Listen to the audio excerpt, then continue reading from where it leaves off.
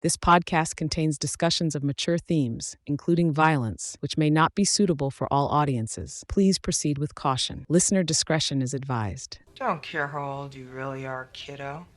Your ID says you're 21. You're fucking 21 to me.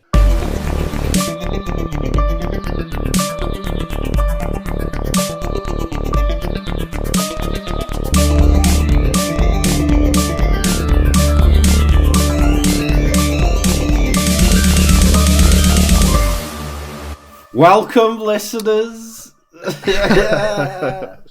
Well, thanks for doing that intro, Paul. Welcome to Dark Talk. I'm your host, Dan, and I'm joined by my bro, my best friend, the Harley Quinn to my Joker, Paul. Thank you for that intro, Paul. Oh, thanks, Lar. Thanks for saying all those nice things about me. Quick, short bonus episode. Last time me and you recorded solo, we did the atrocious See No Evil, and during that episode, we mentioned that we'd like to cover this film. So, why don't you tell the people a bit about, tell them the title and tell them a bit about the film. So, this film is I Know Who Killed Me from 2007, starring Lindsay Lohan and loads of other people. Barely anyone famous. Let me get the cast list up for you now. So, in this cast, we have Lindsay Lohan as Aubrey Fleming and Dakota Moss. It's like the second or third time she's played identical to... It's at least the second. Yeah. Julia Ormond playing Susan Fleming, her mum. Neil McDonough as Daniel Fleming. McDonough, yeah. As Great Daniel actor, I love Fleming. him. I know him from Desperate Housewives. Yes, And yes. he's great in that. We have He's a bad guy in Justified and also in Yellowstone. He turns up for a season. I first saw him when he played the Tin Man in the Zooey Deschanel Wizard of Oz years and years ago. Oh, I've never seen that. Which I think was called Tin Man. I think he's the lead, actually. Say what? There's a great line in Justified where somebody's looking to track him down to murder his character, and it's Michael Ironside, and he's like, "You must have seen him. This guy looks like he shits blonde."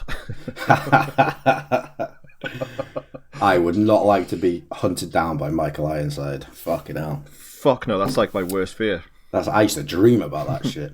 And Neil McDonough has the bluest of eyes. He's like a White Walker, isn't he?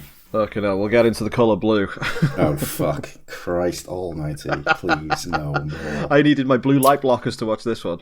I needed to pull my eyes out to watch this one.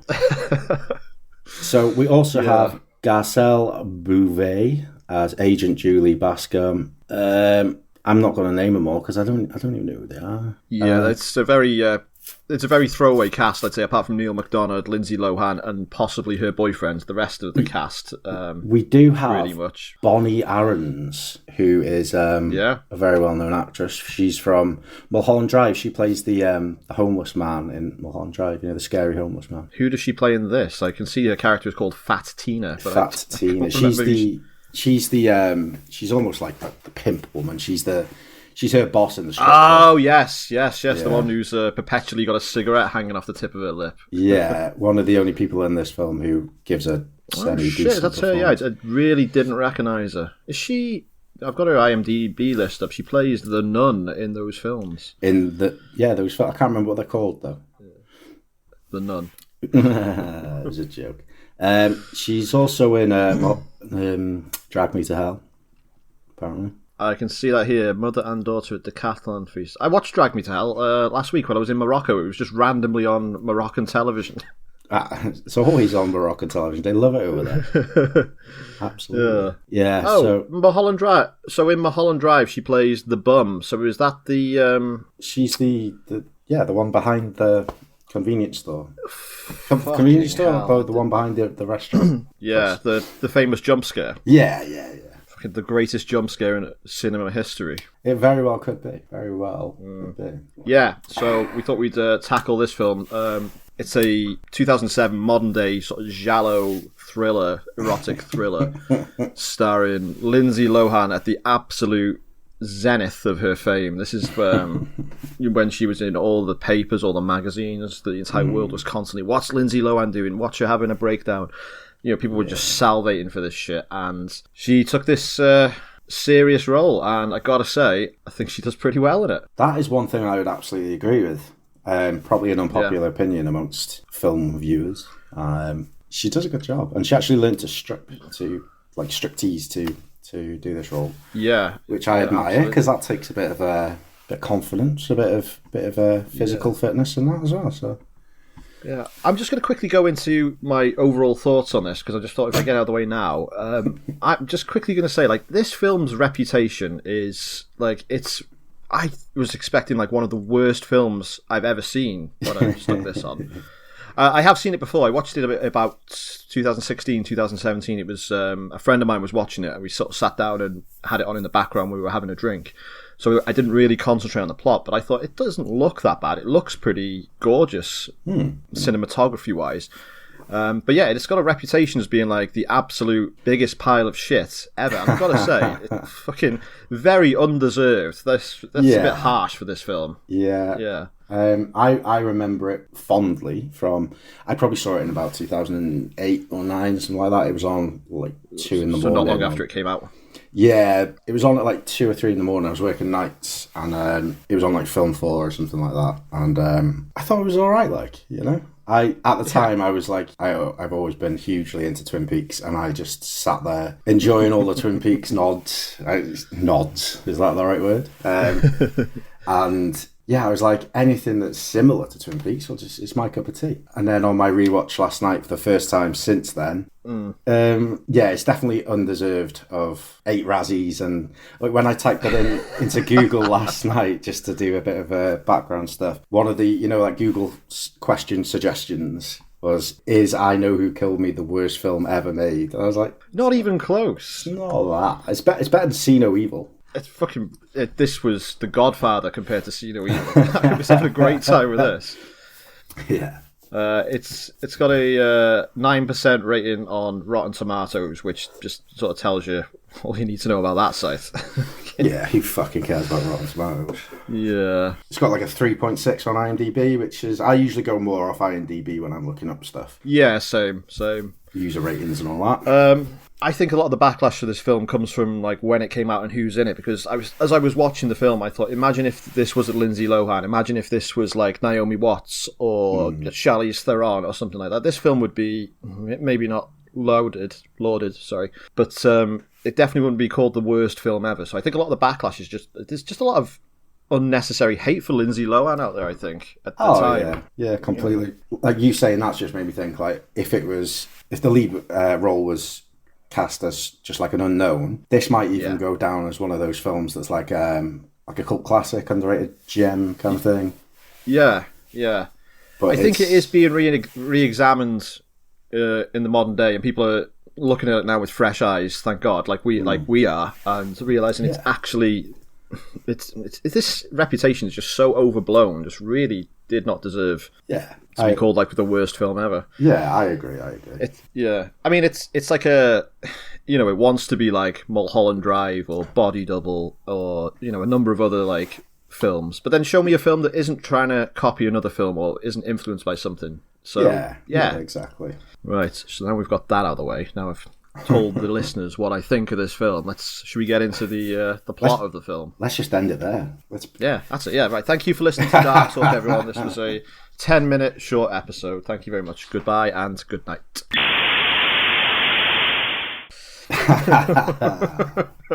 Nice. Yeah, right. Let me get my notes up. Okay, so the film opens up with Lindsay Lohan. Now, we don't know who Lindsay Lohan is playing in this scene, but she is wearing a lot of red, so bear that in mind. If the character's red, it's a certain character. If the character's blue, it's a different character, pretty much.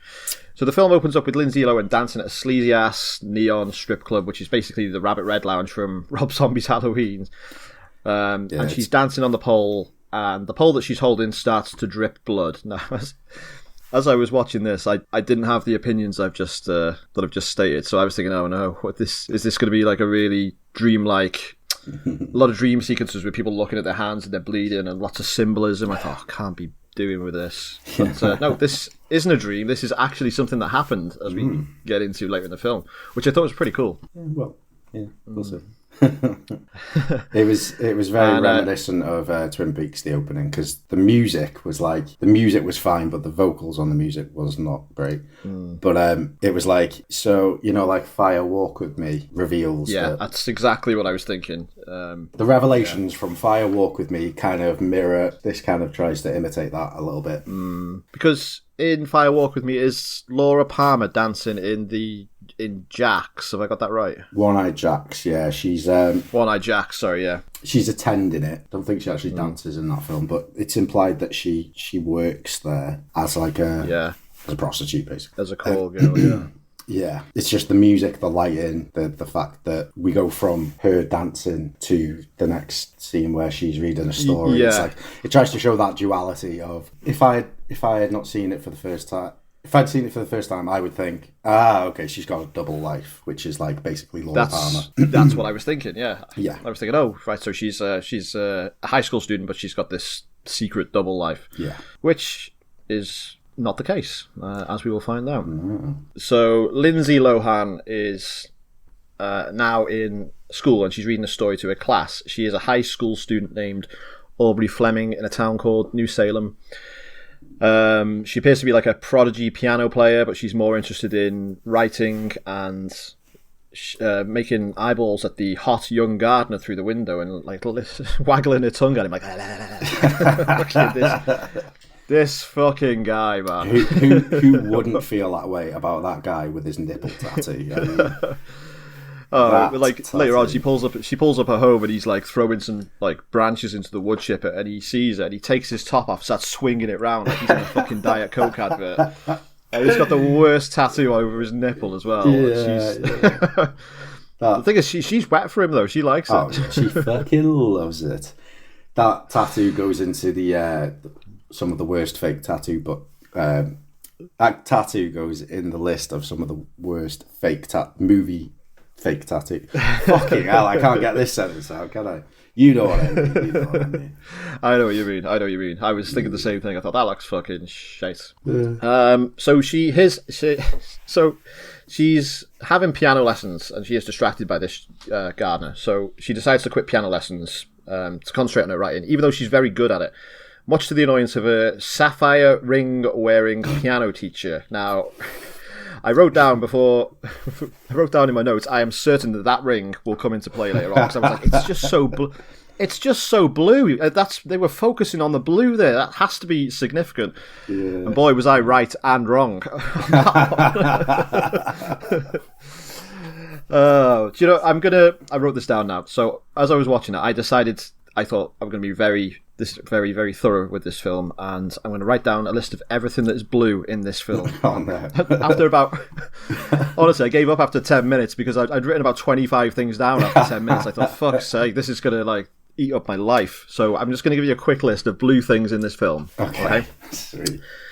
The piano teacher's ring, the cat's collar, the missing girl posters, the stained glass coffin, the football team jerseys, Aubrey's car, the roses, the mouth gag, the blue liquid that's poured on Aubrey's hand, the ribbon on Jennifer's grave, the killer's blue gloves, her dad's blue phone, the blue scrubs in the operating room, the killer's torture tools, the striptease lights, the bus stop, the bus, Aubrey's bedroom, and Jennifer's mother's blue jumper. I was going to say that this is like a modern day giallo, but this is like a blue giallo, which is blue yellow sapphire, a blello. I read this in the trivia ready for today. I'll drop it now while we're talking about the colour. In the background, when she's in her bedroom, you can see a guitar. Yeah. That guitar is purple. Oh. Which is... What is purple? It's a mixture of red and blue. Yeah. Symbolism. Wow. No, I like this stuff, right? I'm making it sound a lot hacky, right? And it is quite ham-fisted, but I really liked that. I thought it was pretty cool. I could just roll one up and smoke it and watch this film, and I'd really enjoy it, I think. Okay. I mean, I'm all for... I'm all for symbolism, especially like using colours for symbolism. Like Ari Aster does it to perfection, you know. Yeah. Lots of like David Lynch has used colour for symbolism. I mean, the whole Blue Rose thing comes from Twin Peaks. Like, you know, it existed. Blue Roses, they probably existed somewhere before Twin Peaks, but you know that he's getting the idea from Twin Peaks, and the purpose of the Blue Rose is that Blue Roses are unnatural. They are not in nature. So in Twin Peaks, it's a symbol for something that's not going to be natural that happens. So it's supernatural. I didn't know that. Yeah, but in this, it's just because they fucking love blue. I know, yeah. It's fucking everywhere. It's everywhere. It was making me think of series 1 of True Detective. So whenever the bad guys turn up in the season 1 of True Detective, or they're around, they're all wearing yellow ties, or this colour scheme gets like this like disgusting like scabby yellow. Yeah. Because of the Yellow King, the King in Yellow. That's it. Yeah, Lello. Yeah, the Lello King. The Lello King from Clive. He comes down your chimney. Your chimney. Oh, sorry, your chimney. Sorry. So Aubrey has a boyfriend, Gerard, who is on the football team, but he seems like too much of a dork to be on the football team. He brings her some blue roses and tries to get into her pants, and he says how much he loves her. Yeah, but hold on. He tries to get into her pants in class while they are dissecting worms, which is who the fuck, like fucking weird. Like, yeah, and he's like offended.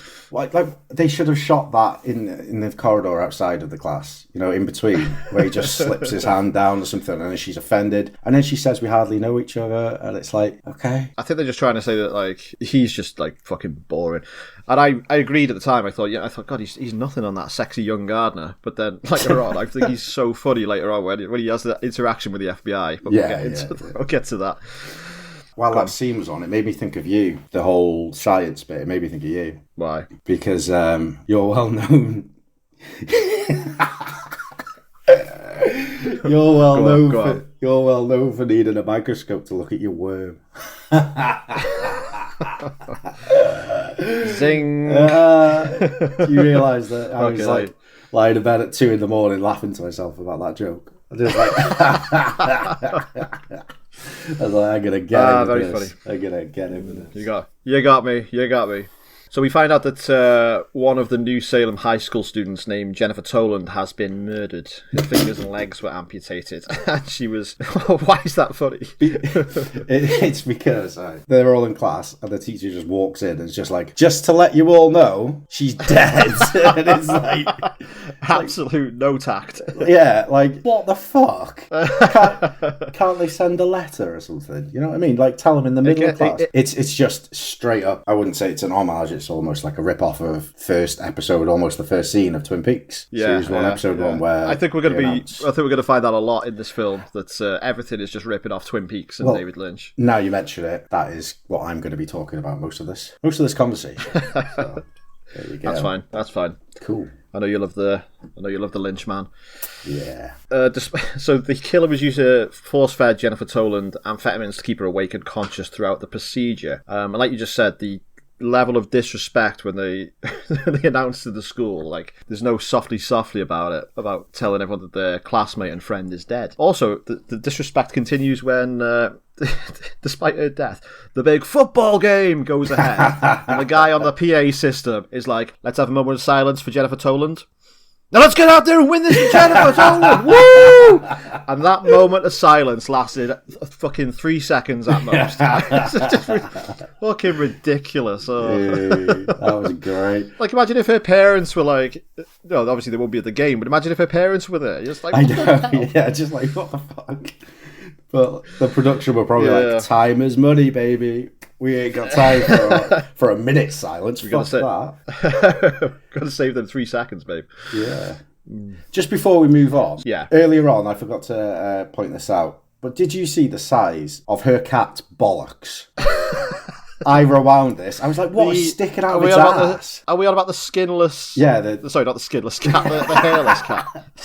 That would have been skinless freaky. cat. Yeah. That would have been pretty cool. The Sphinx cat, her cat, walks down the stairs, right, and the camera follows the cat down, and it gets to like the little landing bit, and then I haven't got very good eyesight, and I wasn't wearing my glasses, so I looked, and I was like, what the hell is sticking out of that cat's ass? So I rewound it, and I moved closer, and I was like, it's its balls! It's got the biggest balls I've ever seen on a cat. My cat has got tiny bollocks. Not this cat here, because this cat's a girl, but my cat at my mum's house, my original cat Elvis, his balls are like tiny. This cat's balls are like this big. And like, let me give you something. Like, so there's my phone. They're like this. They're like half the size of my phone. I'm going to stop talking about this cat's bollocks, and then let's move on. Just for the listeners, the size of this cat's balls, according to Paul, were half the size of his Samsung Galaxy. Galaxy S22. After the game, which I assume the football team, which is the Owls. The Owls. Fucking hell. I assume the Owls win because there's a massive party in the streets. Aubrey goes looking for Dork Gerard and she disappears. Her friends are waiting for her outside the most gorgeous looking neon cinema. It's like something from It Follows. I love the way it looks. They go and check her car and they find it abandoned with only a blue rose sitting on the dashboard. They quite rightly realise that she has been kidnapped by the same person behind Jennifer Toland's murder, and this is confirmed to us, the audience, when Aubrey wakes up gagged and restrained with a blue gag, and the killer is wearing blue surgical gloves. The killer then drugs her with the same amphetamine cocktail that Jennifer was fed, and he proceeds to clamp dry ice to her fingers and burn them. And then he like saws her fingers off with the most plastic Fisher-Price looking torture equipment I have ever seen in a film. Like, I get that they're going for like the blue, but I was like, come on, this looks ridiculous. This stuff. Well, it was around this time that I got distracted, right? And I ended up, and I didn't even realise I was doing it. I ended up on this bug identification table website on my phone. And I was just looking up all these different types of bugs, and like I loved how the table worked. So it'd be, the first bit is, does it have 6 legs? Yes or no? Yes. Move on to the next one. Does it have wings? No. Move on to the next one. You are looking for bug number 5. And I was like, yes, what's this one? And then like 20 minutes later, I was like, oh shit, I was watching this film. And then then I rewound it. And then I did something else. I can't remember. But anyway, this film took me like 4 hours to watch. So fucking hell. Yeah. Well, I was just going to say, great gore effects here on the finger. Oh yeah, that was good. When I got back to it. Yeah, that was pretty good. It was, and not bad acting as well. You know, a lot of non-verbal acting. Still very vocal.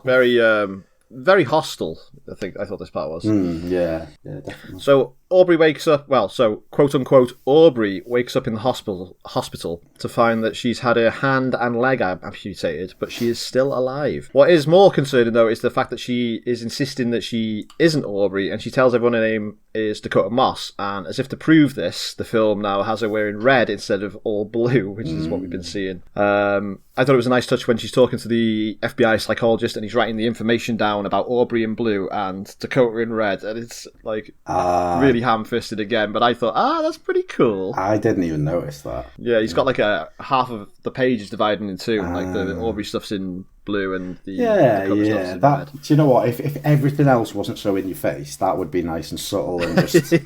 Yeah. She doesn't recognise her parents, and this is where you first meet Neil McDonough, and I was getting big time Leyland Palmer vibes from him. I was like, what do you know, you bastard? You've got a secret. You did this. You goddamn murderer.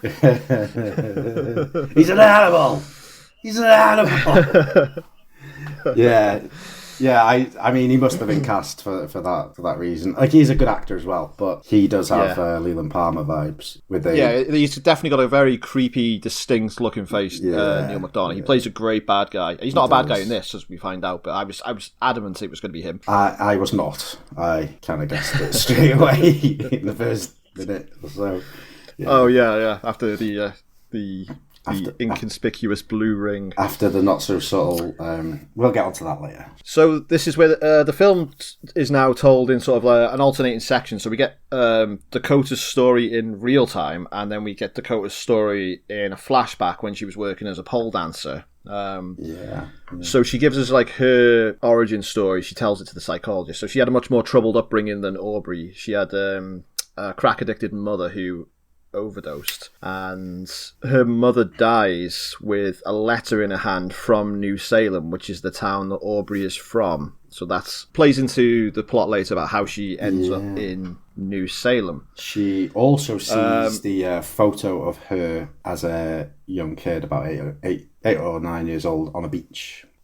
Yes. Which plays into it later on as well. The FBI don't believe any of this shit. They just believe that Dakota is Aubrey and she's just playing silly buggers, and they're keeping her return a secret because they theorize that the killer actually struggles with the killing part and just abandons the victim to die after a torture session rather than kill him outright himself. So he may not necessarily know that she is still alive. Like the Scranton Strangler from The Office. He doesn't. In that, they forgot to mention.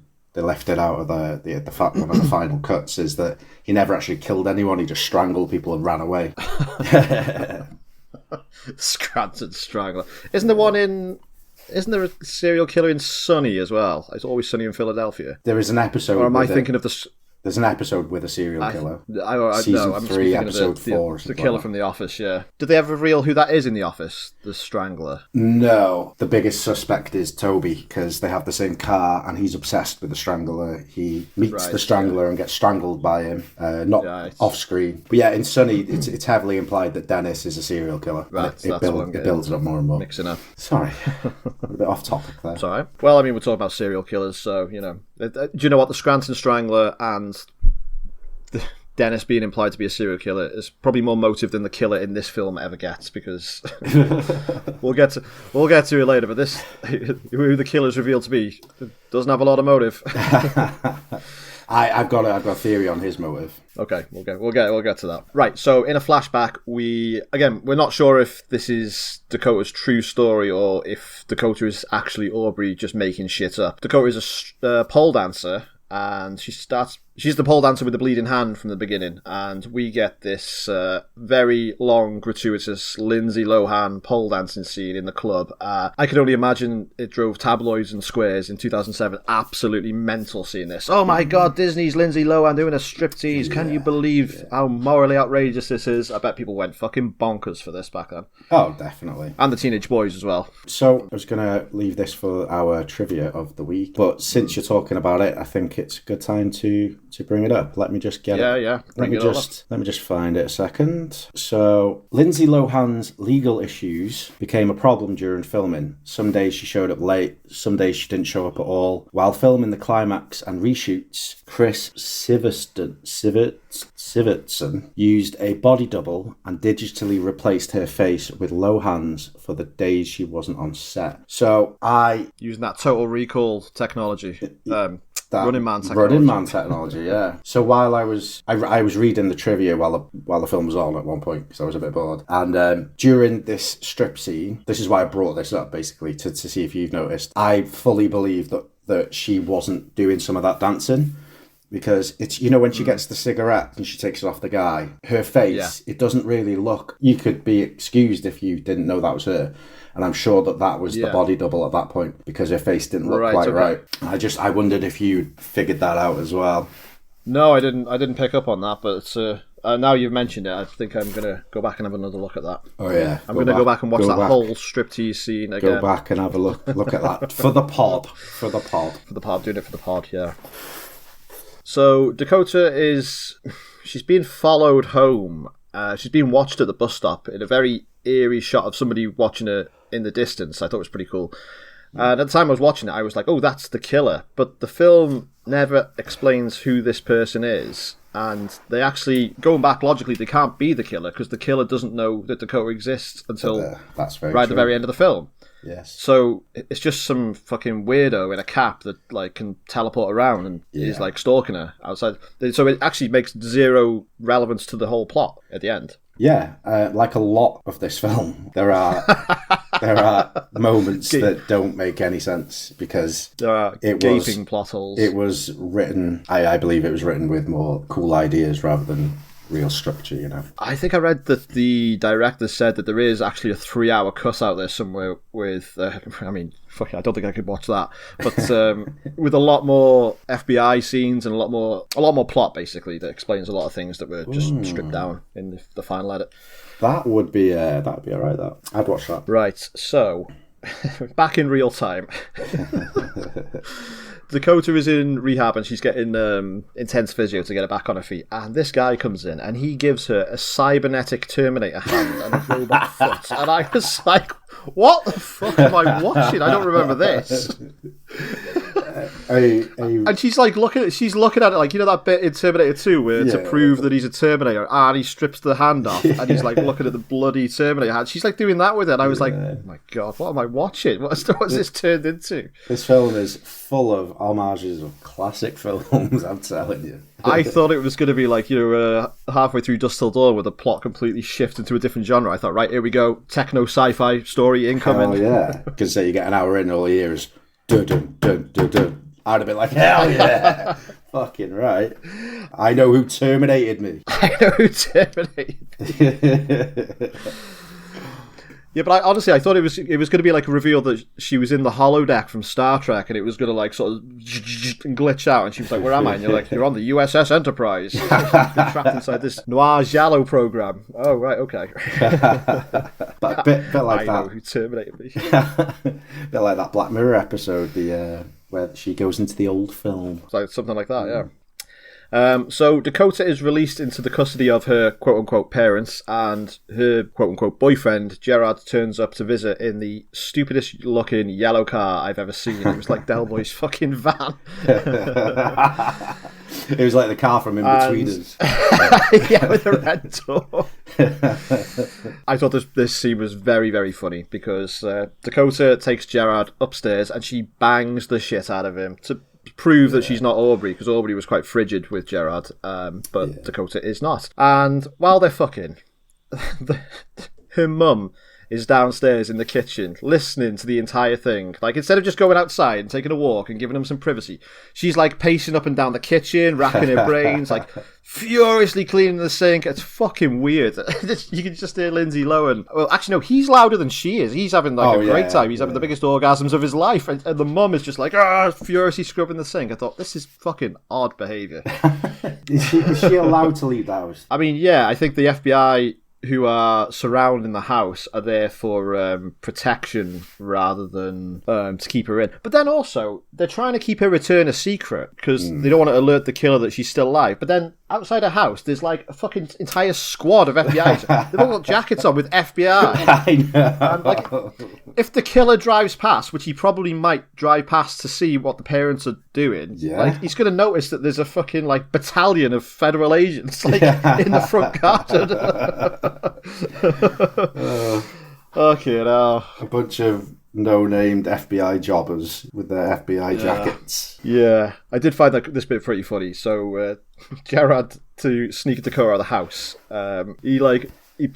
this is very clever, actually. I quite warmed to the character after this, so it's a shame we didn't see him ever again after this scene.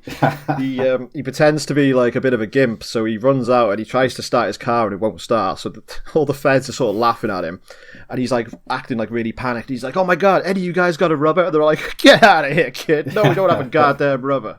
And he like runs back in the house and they're all like high-fiving each other like, "Oh, look at that little punk."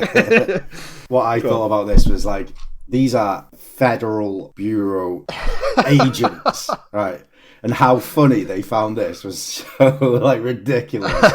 They like think it's the funniest thing ever. These are this is the FBI, like fucking hell. I know they're meant to be like have a stick up their ass squares, aren't they? They're just like a bunch of fucking like middle-aged dads, like, "Whoa, yeah, go for it, son." Yeah, I thought it was great. So yeah, his plan works. So when he does eventually leave the house, driving one of the parents, no, he's driving.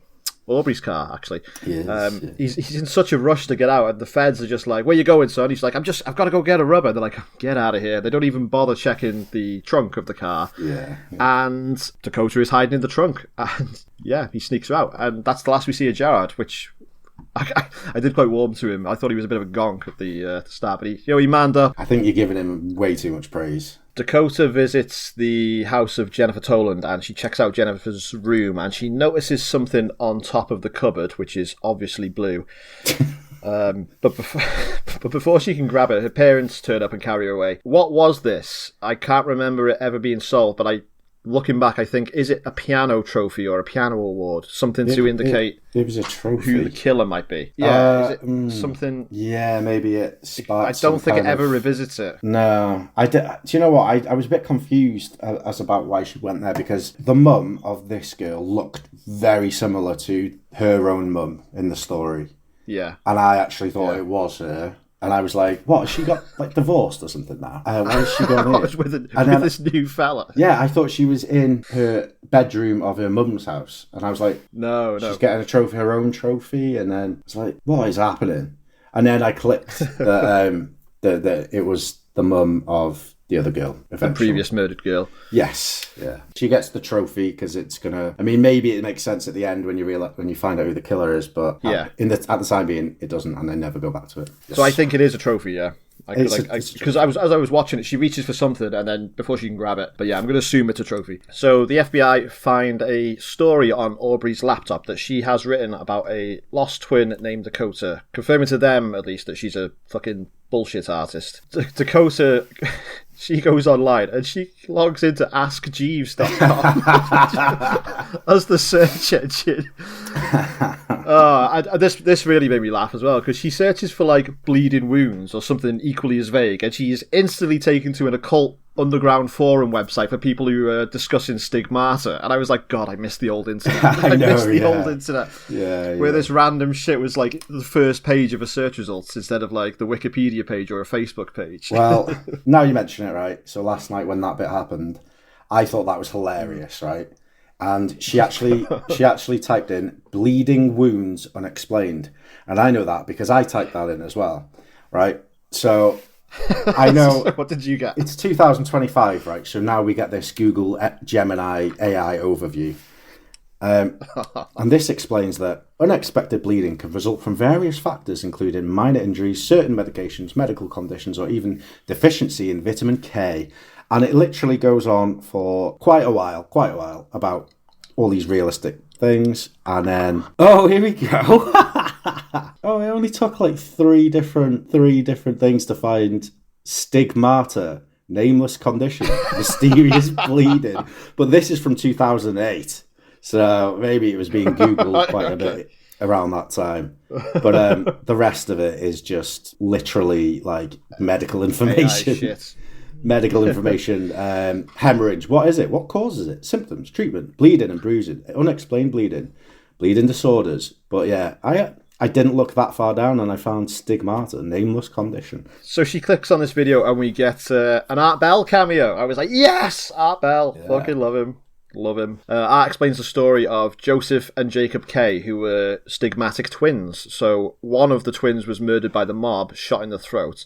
And the other twin died from the same wounds at exactly the same time, even though they were hundreds of miles apart, which instantly clues you into the plot twist of this film.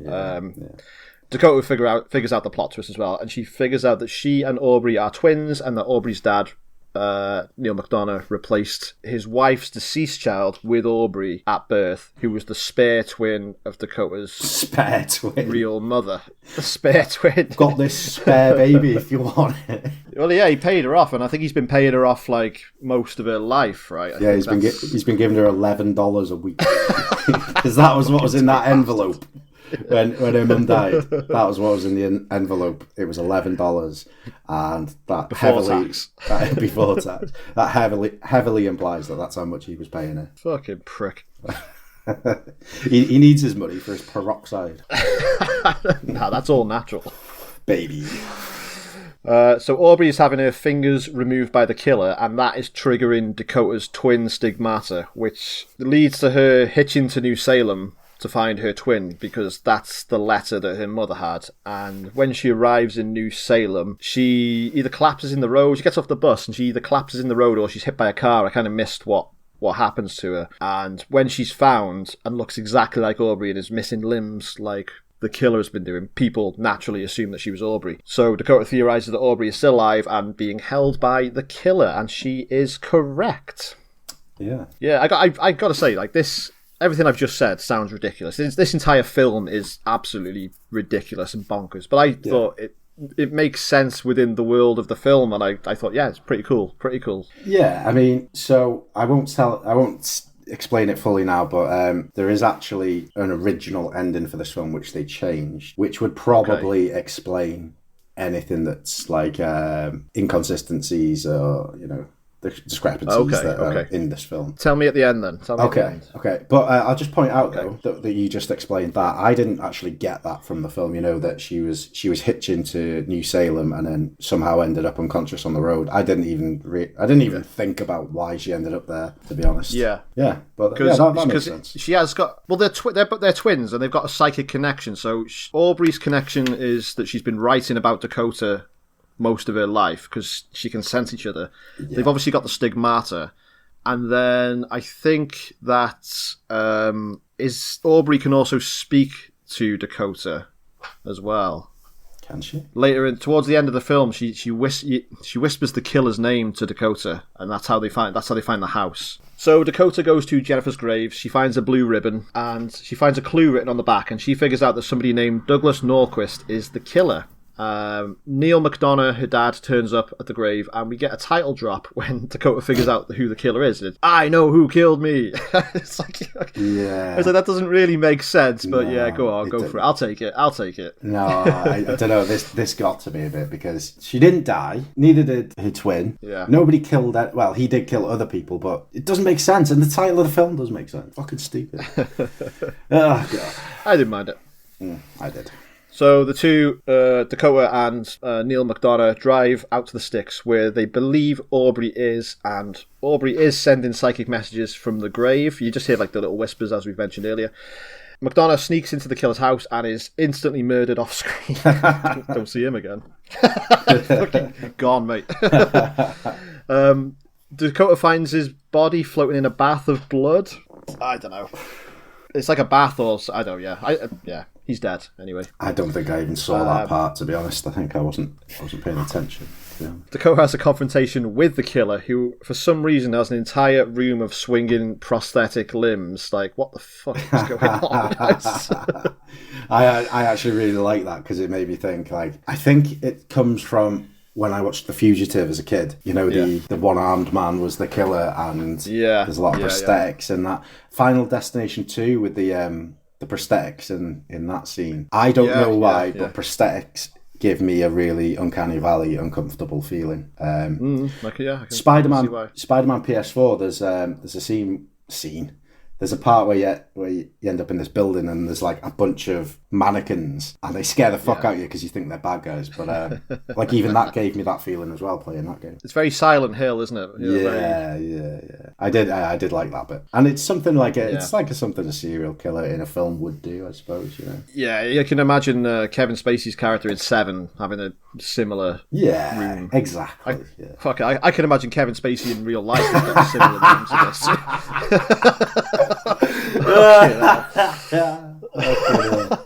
That's what I'll talk about. Oh, fucking Christ. Let's not talk about him. So, during a scrap. Oh, you fucking got me with that.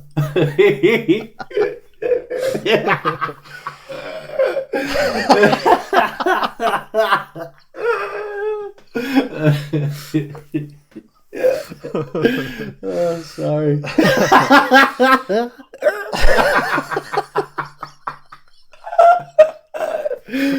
Oh, fucking Christ.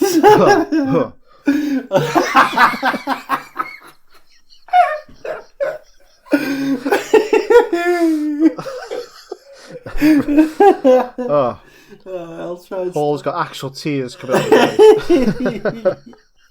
Yeah. Ugh. Oh, fuck. Right, sorry. Oh, good hell. You're right now. Yeah.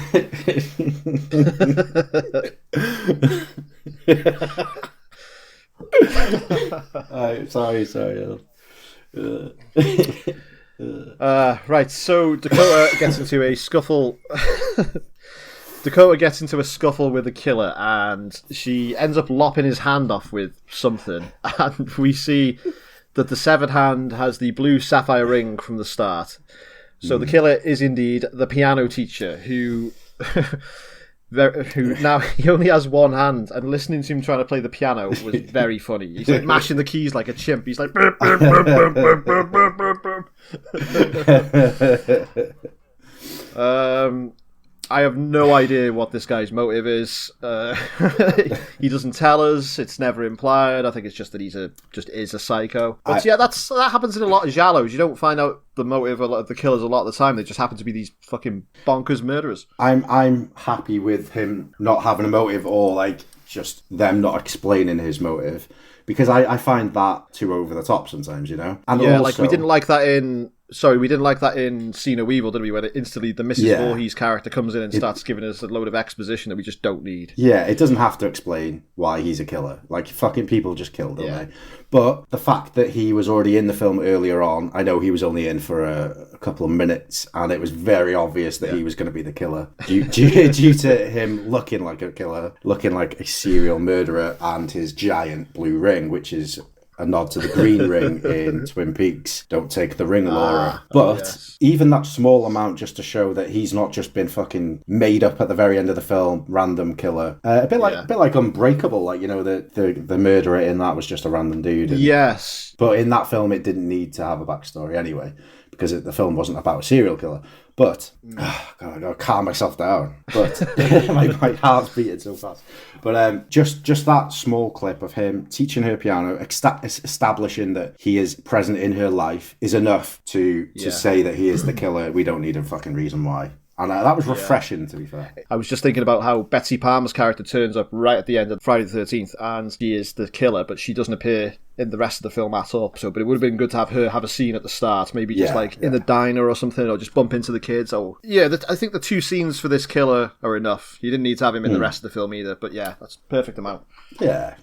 But my theory is that he targets her specifically because she doesn't want to take part in the young artist competition, which I think is a fucking great name for a competition that he's really into, you know. He's like, you were the winner of the young artist competition, and then she's like, I don't want to play piano anymore, and he's like, but what about the young artist competition? Fucking shite dialogue. I love it.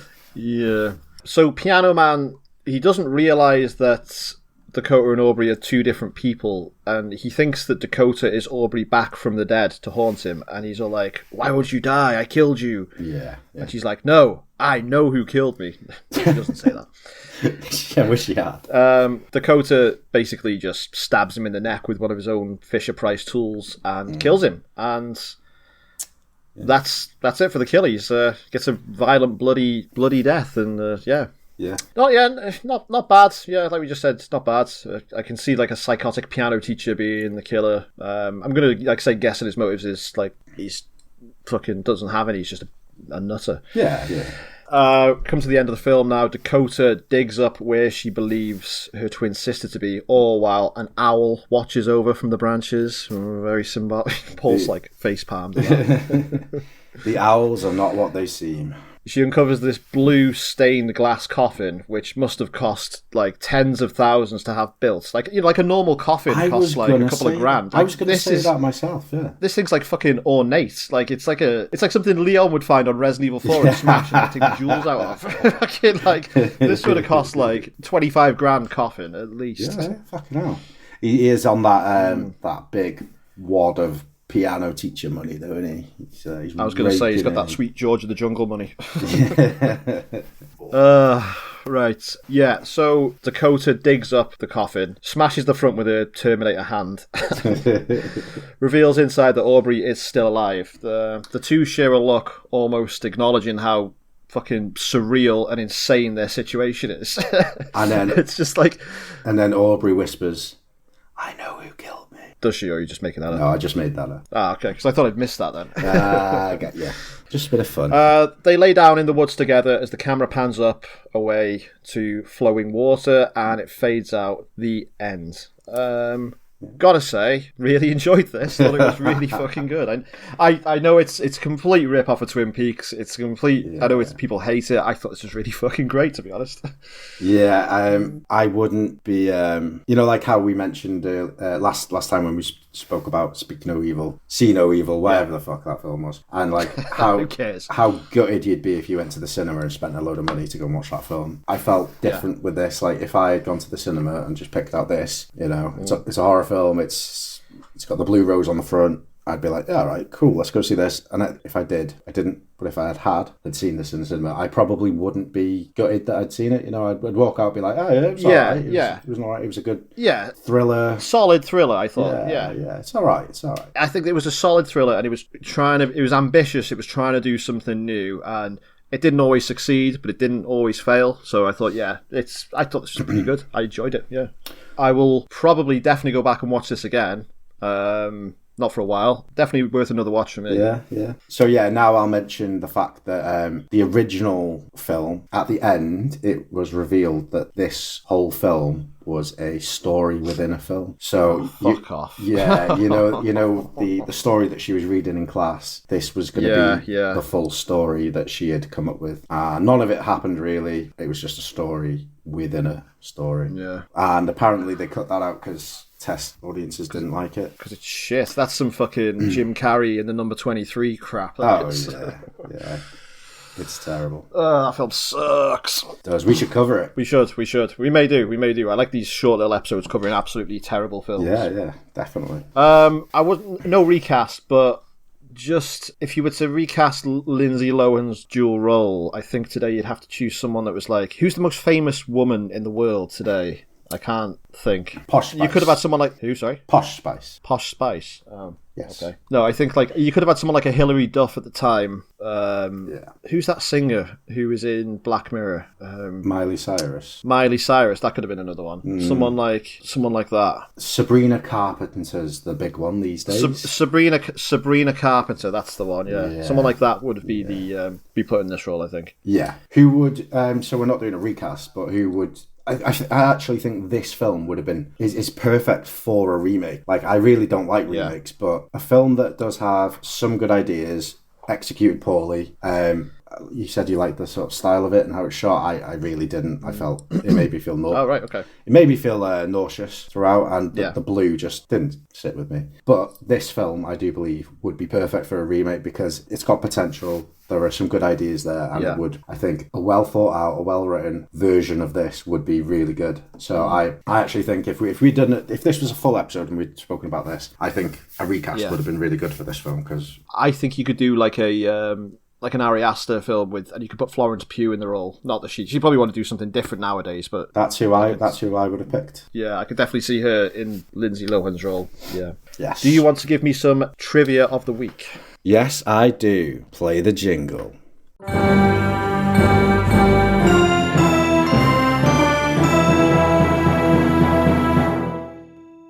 Right then. Yeah, 3.6 on IMDb. That's a bad rating. Right, so we've already spoken about body doubles and that, so I won't do that one again. Lindsay Lohan actually took pole dancing lessons to prepare for her role as a stripper. Yeah. Because of the strict no nudity clause in her contract, which I respect massively, she was not willing to strip nude for the film. This was a source of criticism for viewers and critics, because if Lohan is... Of course it fucking was. Yeah, we want to see nips, that's what they were saying. Because if Lindsay Lohan is playing an exotic dancer, then nudity was naturally expected, made more apparent by the fact that the background strippers in the film do get naked, except for her. I mean, just let her not get her tits out, innit? It didn't need titties. No, it didn't. You know, the dancing was good enough, and Yeah. Well, yeah. Yeah, I mean, it was exotic enough. Anyway, the original ending revealed that the characters, Aubrey and Dakota, were not real, and that the entire film was simply an unnamed college student script, also played by Lindsay Lohan. This ending was cut after test audiences found it too predictable. It was included on the DVD and Blu-ray extras. Ooh, I might look that up, Wouldn't mind just, even if it's 5 minutes of screen time, I wouldn't mind seeing that. Because of her negative reputation, Lindsay Lohan could not even walk to her trailer without the paparazzi photographing her. Sometimes they would even end up in the background of some shots of the film. How nice of them. Yeah, look, in it. It's fucking pricks. Like that South Park episode where they're all hunting down Britney Spears. Yeah, that's exactly what I was thinking when I was thinking about Lindsay Lohan, the time that she was like the most popular woman on earth. It was exactly like that, Yeah, and look what all that fame and shit did to her.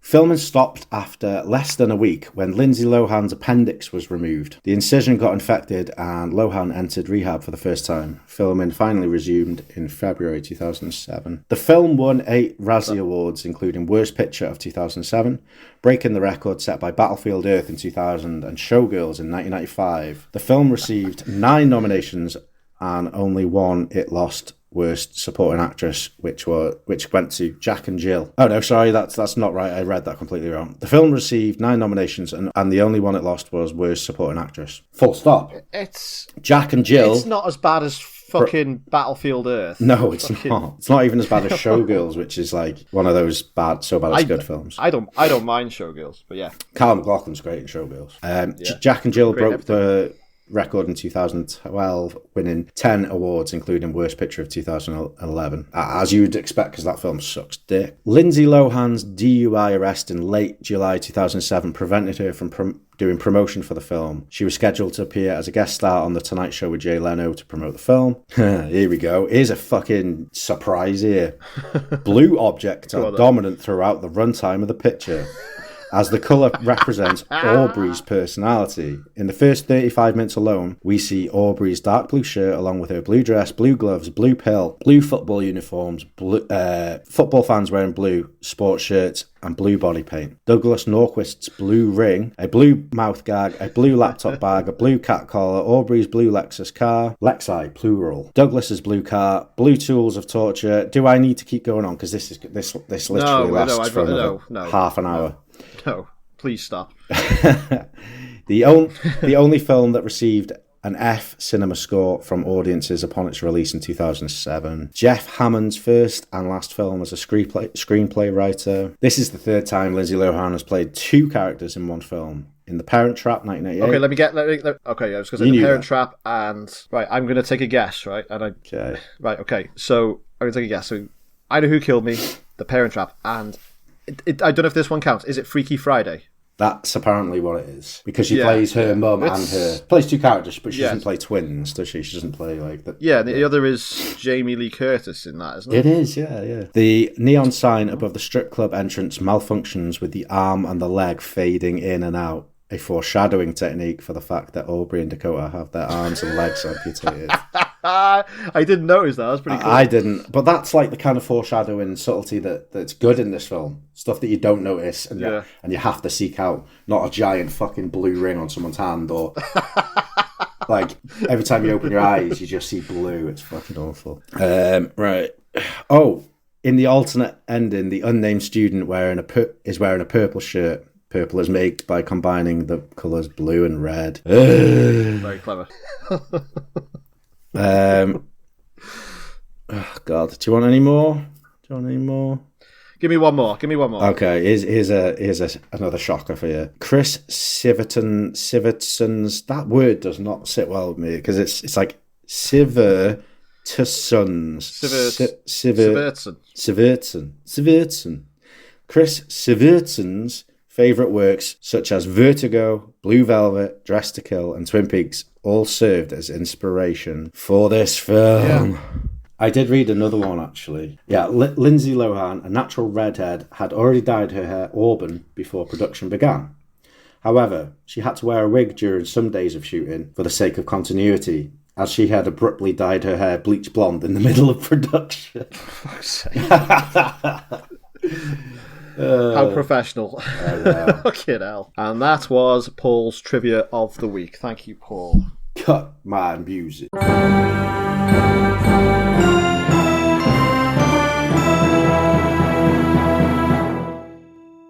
Right, that was I Know Who Killed Me from 2007.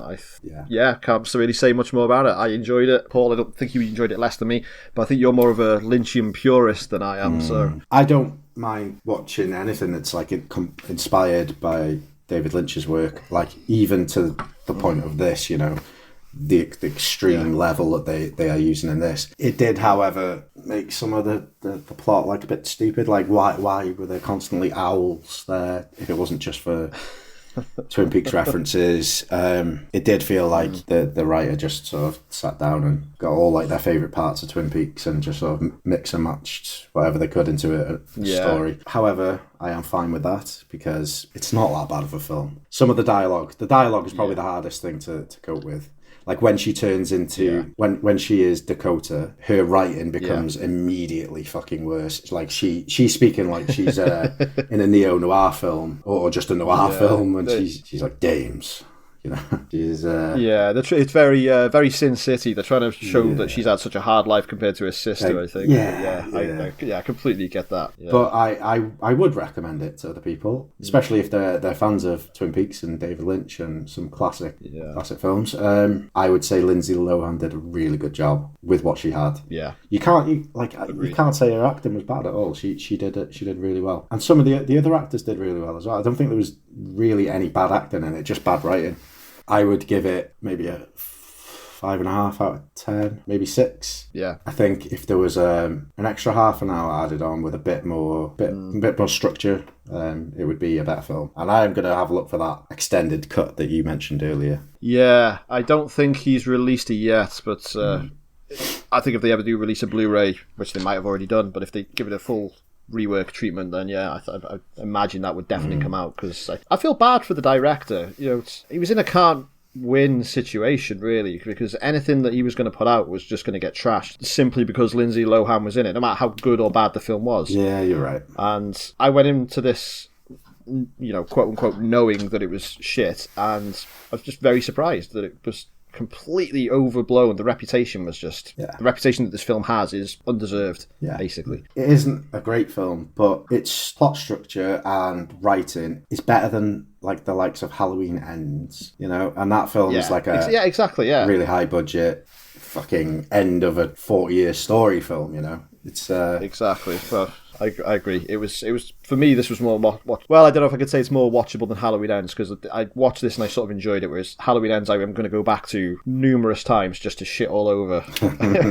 I'm sure, like in a year or so, I'm going to convince myself, oh, do you know what? It can't be that bad, and I'm going to sit and watch it again, and then I'm going to kick myself for fucking sticking Halloween Ends on. Yeah, I'd say I give this a 3. Solid, enjoyable film. It was fine. I'll recommend it to people because more like a go and see it and reevaluate your opinion. Yeah, if you haven't, if you have seen it before, and if you haven't seen it before, don't listen to what people are saying and use your own mind to decide what you like. That's good. Well done. Thank you for joining me, Paul. We'll no doubt be back with another episode on a crap film, quote unquote crap film, and see. Definitely. I really enjoy these short episodes. I do as well. Yeah, they're cool. Very enjoyable. Right. This has been Dark Talk. Thank you for listening. Goodbye and good night. Bye bye.